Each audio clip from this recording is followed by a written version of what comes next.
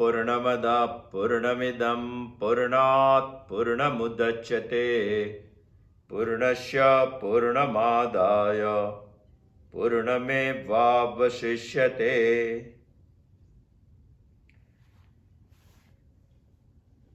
ईशावास्य उपनिषद के बारे में हम चिंतन कर रहे हैं। शुक्ल यजुर्वेद की काण्व शाखा का ये उपनिषद हमें बहुत कुछ गहरी बात करके जाता है। जिस इंसान को ईश्वर तक पहुंचना है उसके लिए ईशावास्य उपनिषद ने बहुत सोचने जैसे बात, बहुत तात्विक बात बताई है। पहले हमने ईशावास्य उपनिषद ने बता दिया, ईशावास्यमिदं सर्वं यत्किंच जगत्यां जगत् तेन त्यक्तेन भुंजेथा मगृदः कृष्यस्वेद्धनम। माने उपनिषद हमें बता रहा है कि इस ईशा से, इस आत्म तत्व से सारे जगत को आच्छादित करना चाहिए। पहले मंत्र में ईशावास्य उपनिषद हमें ईश निष्ठा बताता है, ईश्वर निष्ठा बताता है। बहुत अच्छी ईश्वर निष्ठा है, वो हमें सोचनी चाहिए, हम सोच भी चुके हैं। बाद में ईशावास्य उपनिषद दूसरे मंत्र में हमें बता रहा है, कुर्वन्नेवेह कर्माणि जिजीविषेत् सतं क्षमा।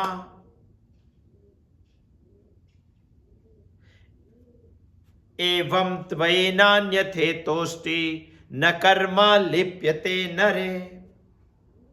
दूसरे मंत्र में ईशावास्य उपनिषद हमें कर्मनिष्ठा बताता है। पहले मंत्र में ईश्वर निष्ठा, दूसरे मंत्र में कर्मनिष्ठा, और तीसरे मंत्र में असुर्या नामते लोका अंधे न तमसा वृता ये केचात्मा हनो जना, ये केचात्मा हनो जना तांस्ते प्रेत्याभिगच्छन्ति ये केचात्मा हनो जना। दूसरे मंत्र में ईश्वर निष्ठा और कर्म निष्ठा दोनों जिसमें नहीं है, वैसी उभय निष्ठा शून्य बात उपनिषद हमें करता है। तभी हमें प्रश्न खड़ा होता है कि हमें आत्मा को जानना है, हमें ईशा को जानना है, हमें ईश्वर को पहचानना है। तभी उपनिषद चौथे मंत्र में ईश्वर के बारे में, आत्मा के बारे में, ब्रह्म तत्व के बारे में हमें कुछ बता रहा है। अनेज देकम मनसो जवीयो नैन देवा आपनुवन पूर्वमर्षात् तद्धावतो अन्येन अत्येते तिष्ठन् तस्मिन् नपो मातरिश्वा दधाति। आत्मा के लक्षण ईशावास्य उपनिषद ने चौथे मंत्र में बताया है। पांचवें मंत्र में, चौथे मंत्र के संलग्न ही कुछ आत्म तत्व के बारे में ईशावास्य उपनिषद हमें बता रहा है। तदे जति तन्ने जति तद्दूरे तदवंतिके तदंतरस्य सर्वस्य तद सर्वस्य तदु सर्वस्यास्य बाह्यतः। कुछ बता रहा है उपनिषद हमें आत्म तत्व के बारे में। चौथा और पांचवा मंत्र हमें कुछ समान लगता है। तदे जति तन्ने जति, उपनिषद तद ए जति तद न ए जति, तदे जति तन्ने जति। उपनिषद हमें बता रहा है कि वो चल रहा है, वो चलित है, वो कंपित है, वो हिलचाल करता है। तद ए जति, तुरंत ही बताया तद न ए जति, तन्ने जति। वो चलता नहीं है, वो हिलता नहीं है, वो कंपित नहीं है। तद्दे जति तन्ने जति तद दूरे तदवंतिके, तद दूरे, वो दूर है फिर भी वो समीप भी है। तदे जति तन्ने जति तदंतरस्य सर्वस्य, ते सर्व के अंदर है फिर भी वो तदु सर्वस्यास बाह्यतः, ते सर्व के बाहर भी है। विरोधाभास बहुत कुछ बातें उपनिषद ने यहां बता दी है। वो चलित है, वो चलित नहीं है, पास पास में बता दिया, पास पास। वो दूर है, वो समीप है। विरोधाभास, वो सबके अंदर है, वो सबके बाहर भी है। तदे जति तन्ने जति तद्दूरे तदवंतिके तदंतरस्य सर्वस्य तदु सर्वस्या सबाह्यतः। दोनों विरोधाभास। मगर हमें यहां पहले ये बात सोचनी चाहिए कि उपनिषद ने चौथे मंत्र में तो बता दिया, अनेज देकम मनसो जवियो नैन देवा आपनुवन पूर्वमर्षत। अनेजत वो चलता नहीं है, वो पांचवें मंत्र में तो बता दिया। नैन देवा आपनुवन पूर्वमर्षत धावतो अन्येन अत्येति। वो सब कुछ बता दिया। हमें ऐसा सोचकर लगता है कि जो चौथे मंत्र में बताया वही बात उपनिषद ने पांचवें मंत्र में बता दी। यदि गीता शास्त्र है तो गीता जिसमें से निचोड़ कर आई है वो उपनिषद भी शास्त्र ही है, क्योंकि वो वेद में से आया हुआ है, वेद का एक हिस्सा है। यदि उपनिषद शास्त्र है तो शास्त्र में पुनरुक्ति दोष नहीं होना चाहिए। यदि पुनरुक्ति दोष है तो वो शास्त्र नहीं है। सामान्य स्तर से सोचने वाले लोगों को ऐसा लगता है कि चौथे मंत्र में जो बात बताई वही रिपीट उपनिषद पांचवें मंत्र में कर रही है, इसीलिए उसमें पुनरावर्तन है। तो क्या वो शास्त्र नहीं है? सोचने जैसी बात है, सोचना पड़ेगा हमें। वैसे तो थोड़ा समान समान ही लगता है चौथा और पांचवा मंत्र, मगर इसमें पुनरुक्ति है फिर भी नहीं है। जैसे उपनिषद बता रहा है कि वो चलता है फिर भी नहीं चलता है, वो दूर है फिर भी पास है, वो अंदर है फिर भी सबके बाहर भी है, वैसे यहां आपको पुनरुक्ति लगती है फिर भी शास्त्र में यहां पुनरुक्ति नहीं है और शास्त्र को दोष नहीं लगता है। कैसे? तो इसके बारे में थोड़ा समझ लेते हैं। पुनरुक्ति आपको दिखाई देती है फिर भी पुनरुक्ति नहीं है। क्यों नहीं है? क्योंकि यहां विषय चल रहा है अतीन्द्रिय विषय, और श्रुति को श्रोता के प्रति अप्रतिम प्रेम है, इसीलिए न समझाने वाली बात वो बार बार कर रहे हैं। मुझे किसी के प्रति प्रेम है और उसको कोई बात समझ में नहीं आती है तो मैं बार बार बोलता हूं, इसको पुनरुक्ति नहीं बोलते। दो चीज है यहां, कहने वाले को प्रेम है सुनने वाले पर, और सुनने वाले की समझ के बाहर का विषय है। जब दो चीज होती है तो एक ही बात बार बार करने से भी पुनरुक्ति नहीं लगती है। जैसे श्रुति हमें कहने वाली है, उपनिषद हमें कहने वाला है, हम सुनने वाले हैं। जो उपनिषद बता रहे हैं वो उपनिषद ने हमारे प्रति प्रेम है, और जो हम सुन रहे हैं तो हमें उपनिषद बता रहे हैं वो विषय समझ में नहीं आता है, इसीलिए उपनिषद हमें बार बार बता रही है अनेजदेकम मनसो जवियो। वही बात उपनिषद पांचवें मंत्र में बता रही है, तद्दे जति तन्ने जति तद्दूरे तदवंतिके। बार बार उसे प्रेम है हमारे प्रति, और जो बता रहे हैं वो बात हमें जल्दी समझ में नहीं आती। क्यों नहीं आती है? हमारे पास भी ब्रेन है। उपनिषद जो बात हमें बता रही है वो विषय है अतीन्द्रिय विषय, इंद्रियों से अतीत है, इंद्रियों से समझने वाला नहीं है। और हमको आदत है इंद्रिय वाला विषय समझने की। अतीन्द्रिय विषय जब बोला जाता है तो इंद्रिय वाले को अतीन्द्रिय समझना बहुत कठिन लगता है, और कठिन लगता है तो उसको बार बार बोलना पड़ता है, क्योंकि अतीन्द्रिय विषय को समझने के लिए एक ही प्रमाण है, श्रुति प्रमाण, और कोई प्रमाण नहीं है। इसीलिए एक ही प्रमाण को समझने के लिए श्रुति हमें बार बार बता रही है। इंद्रिय विषय जब होता है तभी उसके लिए बहुत सारे प्रमाण होते हैं। जैसे कि हम सोचें कि ये पुष्प है, ये इंद्रिय विषय है, ये पुष्प है तो आंख से देख सकते हैं लाल पुष्प है, कान से उसकी सुगंध, नाक से उसकी सुगंध ले सकते, चमड़ी से उसको स्पर्श कर सकते। बहुत सारे प्रमाण है इसको जानने के लिए, बहुत सारे प्रमाण है, तो एक बार बोल दिया तो चलता है। क्योंकि यदि आंख के प्रमाण से नहीं समझा जाता है तो नाक के प्रमाण से भी वो समझ जाते हैं। आंख के प्रमाण से भी हम समझ जाते हैं, हाथ के प्रमाण से भी हम समझ जाते हैं। बहुत सारे प्रमाण है इंद्रिय विषय को समझने के लिए।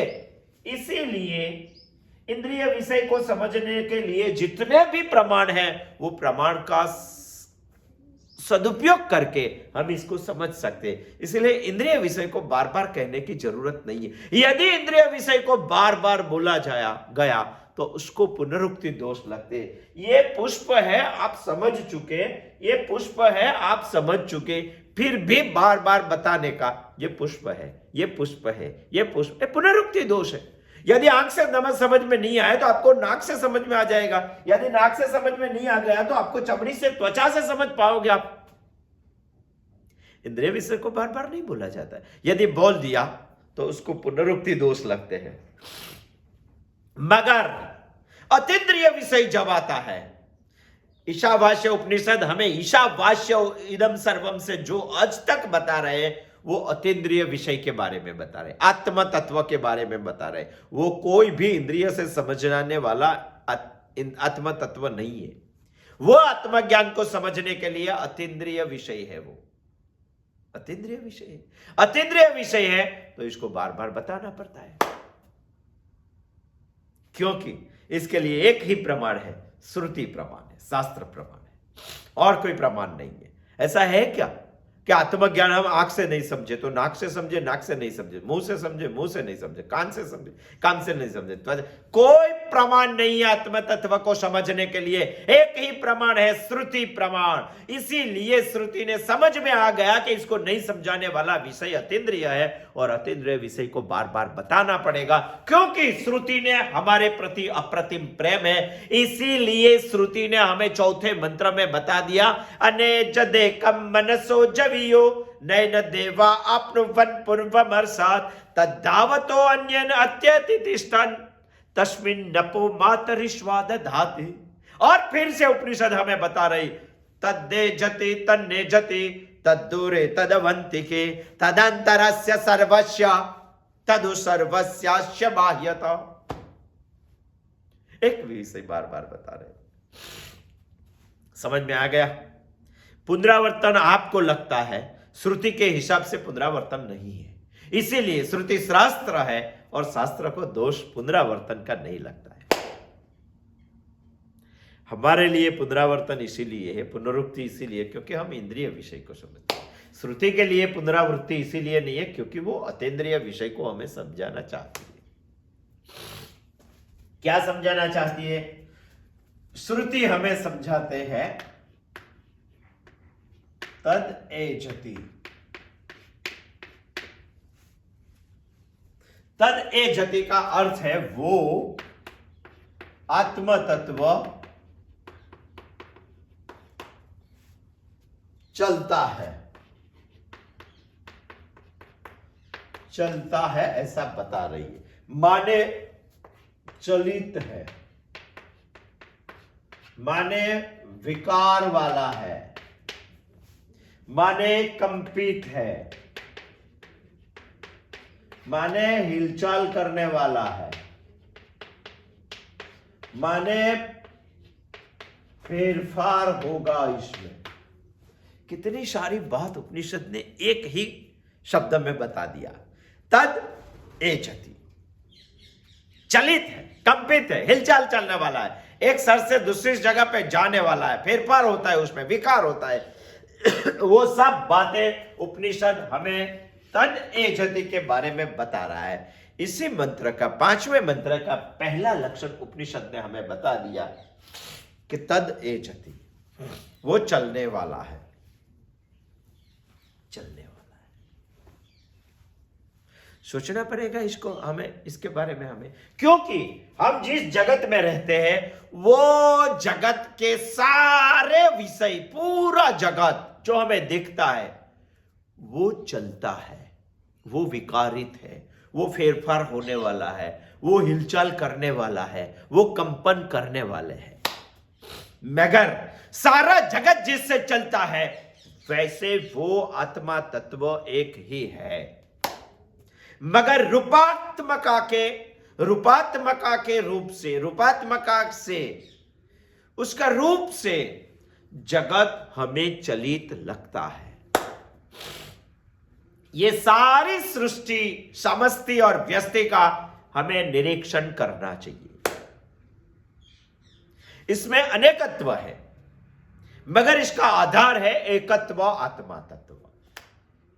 हम जिसे समझते हैं, हम जिसे दिखते हैं, वो पूरा चलित है, वो विकारित है, वो फेरफार होने वाला, वो कंपीट होने वाला, हिलचाल करने वाला। इसीलिए श्रुति हमें बता रही कि आत्मा तत्व यह एज तद एजत है, वो चलित है, वो कंपित है, वो हिलचाल करने वाला है। वैसे हम व्यष्टि और समष्टि दोनों का अध्ययन करेंगे, दोनों का बारीकाई से निरीक्षण करेंगे, तो हमें समझ में आ जाएगा कि वो सब में अनेकत्व है। मगर अनेकत्व का एक कारण है पंच महाभूत से उसका सृजन हुआ है। इसी यदि पंच महाभूत का बारीकाई से हम निरीक्षण करेंगे तो वो भी हमें समझ में आ जाएगा कि पंच महाभूत में पृथ्वी आती है। पृथ्वी का सृजन जल से हुआ है, जल महाभूत से हुआ है। जल का सृजन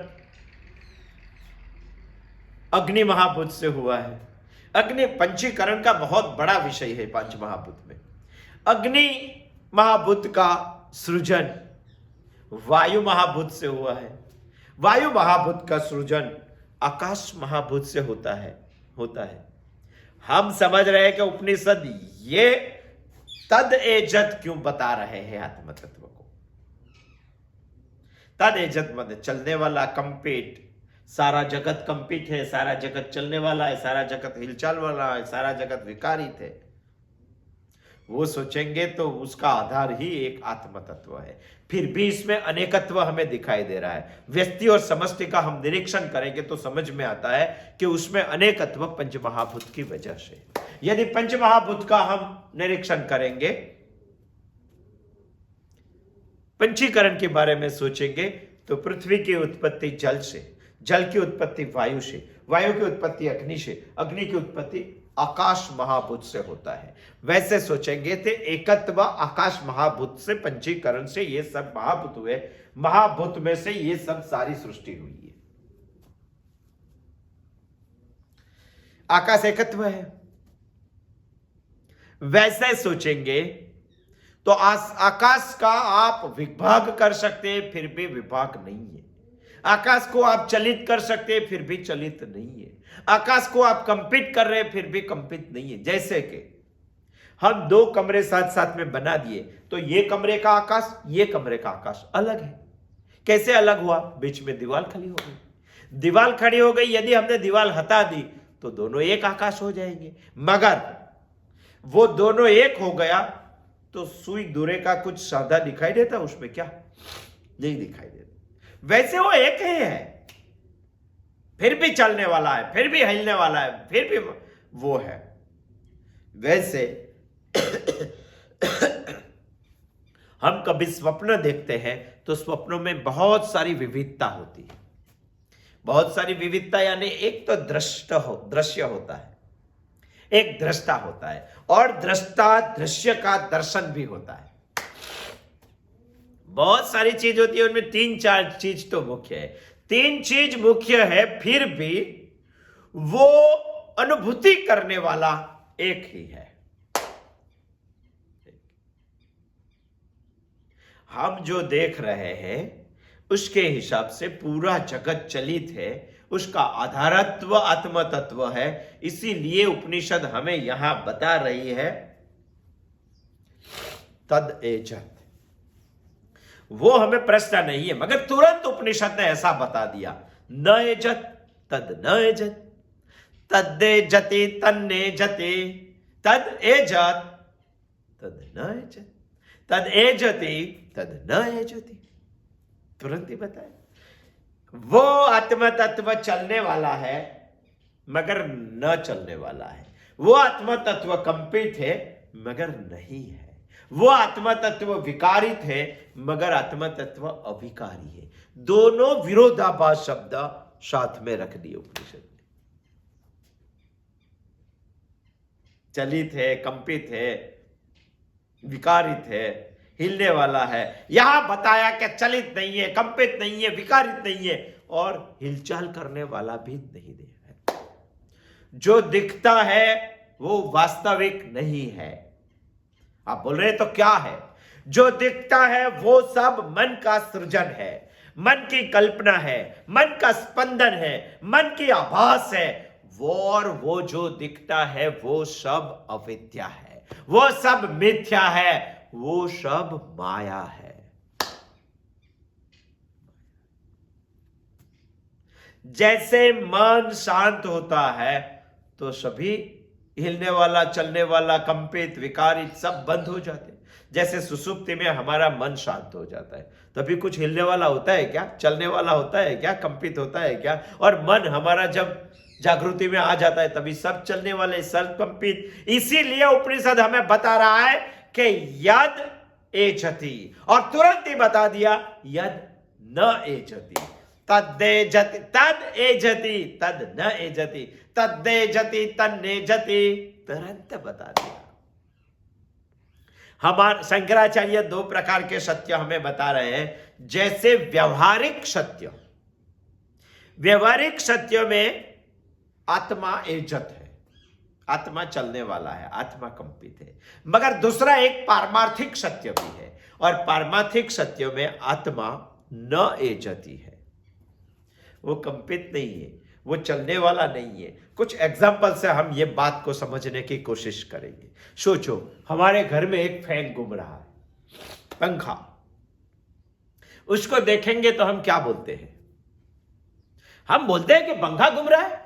यदि कोई सही माने में उसको बहुत सारी सोच के बोलते हैं तो बोल रहे हैं कि उसकी पांख घूम रही। पंखा इसीलिए नाम आया कि वो 3 पांख वाला होता है।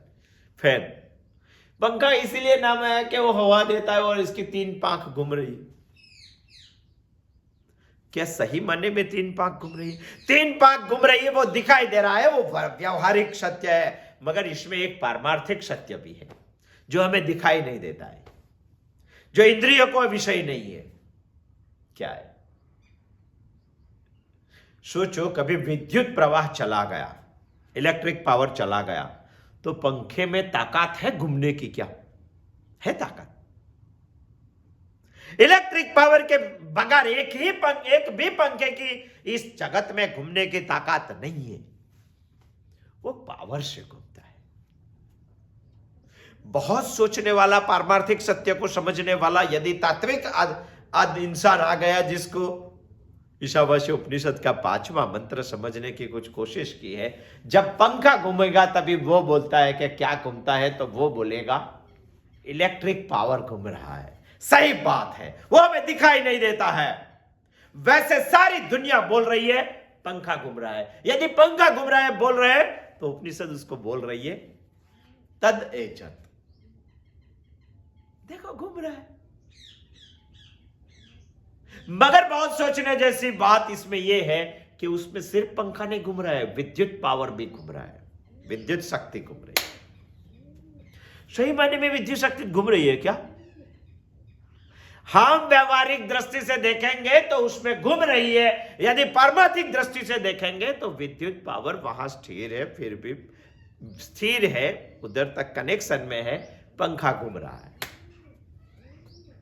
वैसे ही आत्मा तत्व न एजति भी है और एजति भी है। वैसे देख रहे हैं कि पंखा घूम रहा है, पंखा नहीं घूम रहा है, उसमें विद्युत पावर है, विद्युत पावर घूम रहा है। मगर विद्युत पावर भी नहीं घूम रहा है, विद्युत पावर स्थिर है, वो पंखे को घुमा रहा है। वो एजत भी है, वो अनेजत भी है। तद एजति तद अनेजति। कहीं बोल रहे हैं कि नहीं, वे तो हमें बहुत सारी जगह पे दिखाई दे रहा है। आप कैसे बोल सकते हैं कि वो घूमता नहीं है, चलता नहीं है, फिरता नहीं है, विकारित नहीं? सब लोगों में हमें आत्मा तत्व दिखाई दे रहा है, सब पक्षियों में दिखाई दे रहा है, सब पशुओं में दिखाई दे, वो सब दिखाई दे रहा है, मगर रियल में आत्म तत्व न एजति है। भागवत में एक बहुत सुंदर वर्णन है कि कृष्ण भगवान की रास लीला का वर्णन है। सब गोपियां रास खेल रही थी, तभी सब गोपी को रास खिलाने के लिए चैतन्य देने वाला आत्म तत्व श्री कृष्ण भगवान मध्यस्थ अविचल खड़े थे, चलते नहीं थे। मध्यस्थ, रास के मध्यस्थ अविचल खड़े थे, हिलते भी नहीं थे, चलते भी नहीं थे, कंपित भी नहीं थे। फिर भी हर एक गोपी को ऐसा लगता था, रास घूमने वाली, कि कन्हैया मेरे पास थी। जितनी गोपी रास में घूम रही थी उतने सारे कन्हैये वो मान रही थी। सबके साथ एक कन्हैया था। रियल में कन्हैया बीच में अविचल स्वरूप से स्थिर खड़ा था। सही क्या है? अरे जो बीच में खड़ा था वो हर एक की आंख में दिखाई दे रहा था, प्रतिबिंब के स्वरूप से, और हर एक की आंख में दिखाई रहा था। हर एक गोपी ऐसा मान रही थी कि कन्हैया मेरे पास है। जितने गोपी उतने कन्हैये, फिर भी कन्हैया तो एक ही था। तद एजति तद अनेजति। एक सिंपल एग्जांपल लेते हैं, देखो। एक दंपत्ति था, मुंबई में रहने वाला। वो ट्रेन से कुछ मुसाफरी कर रहा था, पुणे जा रहा था। ट्रेन में सामान भी बहुत था, छुट्टियों का माहौल था, रिजर्वेशन मिला नहीं।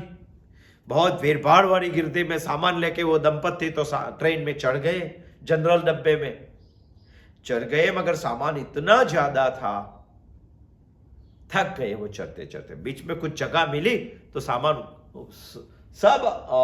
सामान रखने की जगह पे भी सब लोगों ने सामान रख दिया था। तो अब 2 पांव के बीच, 4 पांव के बीच, दो पत्नी के 4 पांव के बीच में सामान रख के वो दंपत्ति मान पसीना बुझते पोंछते खड़े रहे।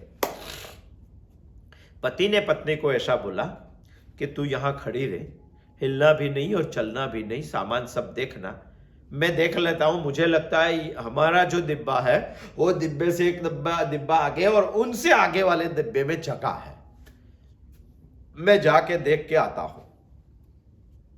तू यहां खड़ी रहना, सामान संभालना, यहां से कहीं जाने का नहीं, मैं उधर देख के आता हूं।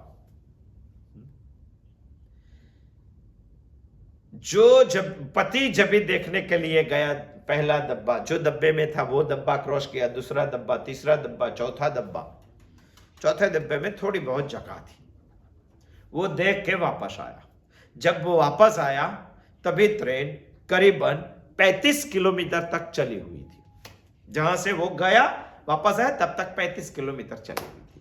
वो पति वापस आके अपनी पत्नी को ऐसा बोलता है कि मुझे लगता है चौथे डब्बे में थोड़ी जगह है, मैं देख के आया हूं, मगर वहां तक आप पहुंच जाएंगे कि नहीं? सामान देखा कि नहीं? मैं जाके आया तब तक सही है कि नहीं? सामान आपने संभाल कर रखा कि नहीं? आप हिली तो नहीं ना यहां से? कहीं गई तो नहीं ना यहां से? तो पत्नी ने जवाब दिया, आप मानो तो मैं हिली भी हूं और मानो तो मैं नहीं भी हिली हूं, मेरी जगह से हिली भी हूं, नहीं भी हिली हूं। उपनिषद हमें यह बता रहा है कि आत्मा तद एजति भी है, तद अनेजति भी है। हिली भी हूं, हिली नहीं भी हूं। कैसे?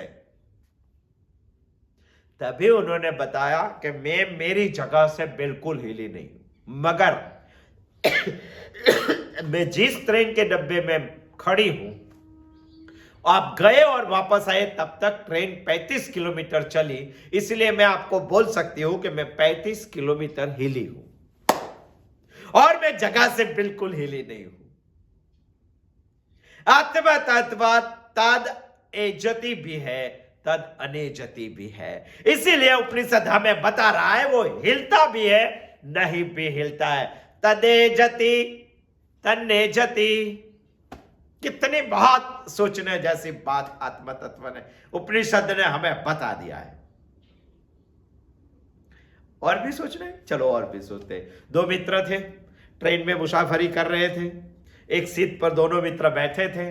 ट्रेन उनकी बॉम्बे से नवसारी तक आ रही थी, सूरत तक आ रही थी। दोनों मित्र को नवसारी उतरना था।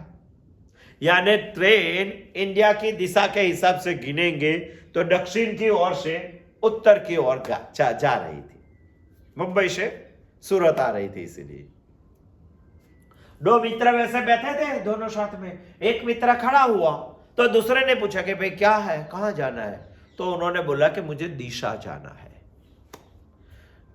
बाथरूम जाना है, टॉयलेट जाना है, तो उसको दिशा जाना है ऐसा भी बोलते हैं। तो उन्होंने बोला कि मुझे दिशा जाना है, और दिशा जाना है तो टॉयलेट उसको दक्षिण दिशा में था, तो वो उठ के दक्षिण दिशा की ओर गया, दक्षिण दिशा में टॉयलेट करके वापस आया। तब मित्र ने, जो बैठा था मैं, वो मित्र ने उसे पूछा कि आप कौन सी दिशा में जाके आए? तो उन्होंने बोला मैं दक्षिण में भी गया था और उत्तर में भी गया था।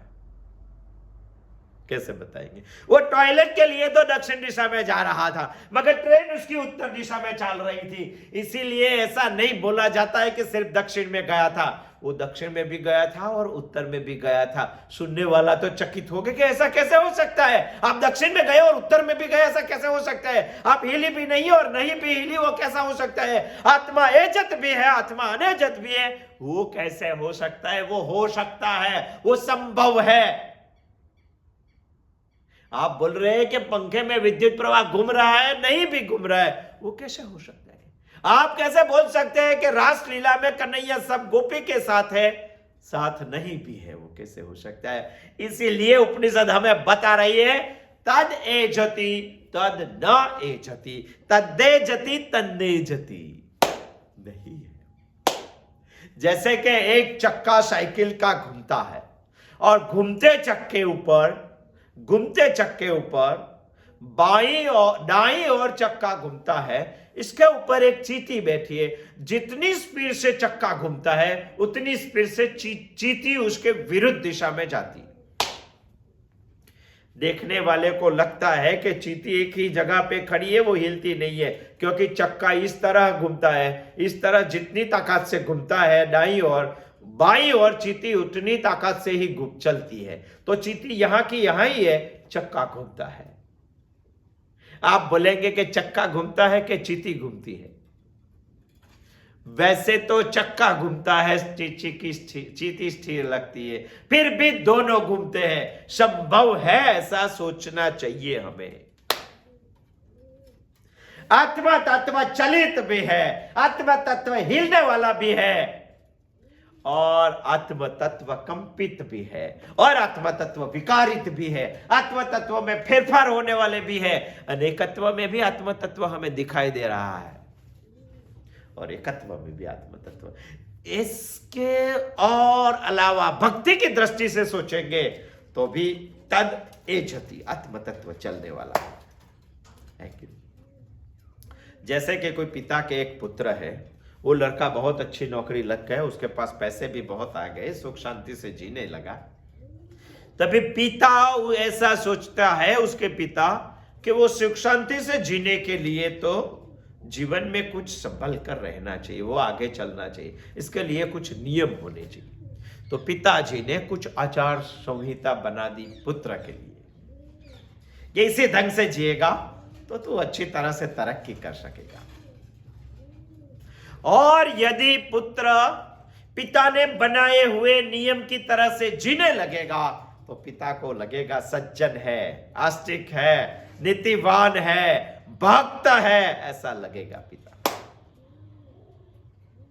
उसके प्रति प्रेम हो जाएगा, और उसके प्रति प्रेम हो जाएगा तो पुत्र के लिए पिता हिलेगा, पुत्र के लिए पिता चलेगा, पुत्र के लिए पिता कंपित होगा, और पुत्र के लिए पिता परिवर्तित भी होगा। इसी दृष्टांत को उसी तरह से समझेंगे तो ये दुनिया में चलाने वाली आत्म तत्व जैसी परब्रह्म वाली एक शक्ति है। ईशावास्य उपनिषद का जो ईशा है, इसका हम संतान है। हम सही तरह से जिए, हम तरक्की कर सके, इसीलिए हमारे जगत के पिता ने हमारे लिए कुछ नियम बनाए जीने के लिए। वही नियम है वेद। यदि हम उन्होंने बनाए हुए नियम से जिएंगे तो उनकी दृष्टि में हम सज्जन हैं, उनकी दृष्टि में हम भक्त हैं, उनकी दृष्टि में हम आस्तिक हैं। यदि हम सज्जन भक्त बन गए तो उनको हमारे लिए प्रेम हो जाएगा। यदि उनको हमारे लिए प्रेम हो गया तो हमारे लिए वो चलेगा, हमारे लिए वो कंपित होगा, हमारे लिए वो फेरफार वाला होगा, हमारे लिए वो बदला हुआ रहेगा, हमारे लिए वो विकारित होगा, मजबूर हो जाएगा। इसीलिए उपनिषद ने बताया कि आत्मा तत्व तद एजत भी है। उससे उल्टा सोचते हैं। सोचो हमने उसका माना नहीं, उन्हें बनाए नियम से हम चलते नहीं, हम दुर्जन बन गए, हम नास्तिक बन गए, हम अभक्त बन गए, भक्त नहीं। अभक्त यानी इससे दूर जाने वाला, तो हमसे परेशान है, हमारे लिए गुस्से में है वो। तो क्या हम में ताकत है उसको हिलाने की? हम में ताकत है उसको चलित करने की? हम में ताकत है उसको वहां से उठकर हमारे पास लाने की, विकारित करने की? नहीं है दुर्जन में ताकत। इस दुनिया में दुर्जन के लिए आत्म तत्व न एजति है। तद एजति तद नेजति तद न एजति। सोचना चाहिए। जैसे कि कोई लड़का बीमार पड़े, तो लड़का है तो उसकी मां तो होती है, तो मां का व्यवहार कैसा होता है?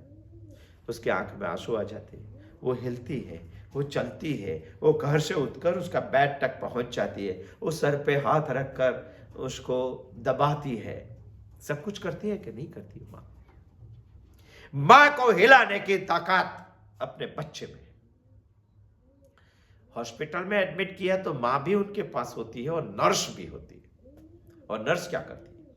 नर्स भी सब कुछ करती है, उसको दवाइयां देती है, उसको इंजेक्शन देती है, उसको बोतल चराना है तो बोतल भी चराती है, सब कुछ करती है, मां से ज्यादा करती है। यदि वो दवाइयां नहीं पीता है तो नर्स उसका नाक दबा के भी दवाइयां पिला देती है, नाक बंद करके भी मुंह खुलवा के दवाइयां पिला देती है।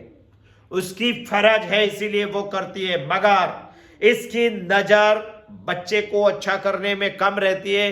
नर्स की नजर, उसकी दृष्टि सबसे ज्यादा घड़ी पे रहती है। कब 5 बजे और यहां से मैं निकल जाऊं, कब 5 बजे वो यहां से मैं निकल जाऊं। आत्मा तत्व मेरी मां है, ऐसा उपनिषद मुझे समझा रहे। खींचने की ताकत है, हिलाने की ताकत है। आप सोचेंगे, शंका करेंगे, ऐसे आत्मा तत्व विचल है, चलने वाला नहीं है, ऐसा आप बता रहे, तो जगत की निर्मिति किसने की? जगत की निर्मिति आत्म तत्व ने ही की है, मगर माया से। तो ऐसा बोलो नहीं कि आत्म तत्व ने ही जगत की निर्मिति की, नहीं, माया से जगत की निर्मिति की है। माया के पास स्वतंत्र सत्ता नहीं है, इसीलिए माया भी ईश्वराधिष्ठित ही है। इसीलिए हम वैसा भी बोल सकते हैं कि जगत की निर्मिति तद न एजति, ईश्वर ने नहीं की है, माया ने की है। मगर माया ईश्वर के आधार पर ही है, इसीलिए हम वैसा भी बोल सकते हैं कि सारे जगत की निर्मिति, सृजन शक्ति ईश्वर ने ही की है। तद एजति वो भी सही है, तद न एजति वो ही सही है। जगत की दृष्टि जिसके पास है उसके लिए आत्मा तत्व एजत है। अनुष्ठान की जिसके पास दृष्टि है उसके लिए आत्म तत्व अनेजत है। सोपाधिक आत्म तत्व एजत है, निरुपाधिक आत्म तत्व अनेजत है। इसीलिए तो उपनिषद ने हमें बताया, तद्देजति तन्नेजति तद्दूरे तदवंतिके तदंतरस्य सर्वस्य तदु सर्वस्यास्य बाह्यतः। तदेजति तन्नेजति, वो आत्मा तत्व एजति भी है, न एजति भी है, चलने वाला भी है, अविचल भी है। श्रुति हमें आगे भी कुछ बता रही है, ईशावास्य उपनिषद। तद दूरे तदवंती के, तद दूरे तदवंती के, वो दूर भी है फिर भी समीप भी है। दोनों विरोधाभास बातें। क्या है वो चीज? आने वाले बुधवार को आएंगे तभी हम समझेंगे। तद दूरे तदवंती के। अस्तु, जय श्री कृष्ण।